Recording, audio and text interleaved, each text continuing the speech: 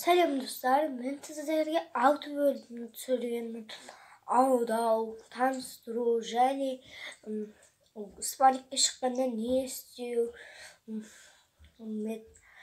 удар өткізу, тағы көптерін түсірген тұғынмын. Ал енді сіздерге боксер болу үшін не істеу керек, не істемеу керегін айтатын боламын. Біріншіден не істемеу керегін айтайын. Телефонға қарап жатпау керек. Ана ютуберлер сияқты телефонға үңіліп, мен сияқты спорт түсіріңіздер, спорт. Ең алдымен ойын болмау керек.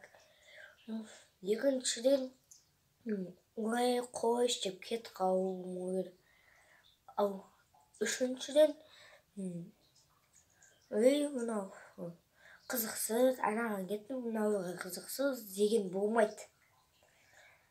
Ал істеуге болатын нәрселер, тамақ ішу, ол пайдалы тамақ ішу, және спортпен айналысу, және де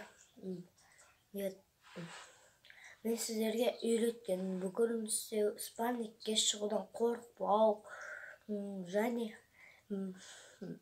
ағайдың айтқанын бұлжытпай орындау, осылар жатады.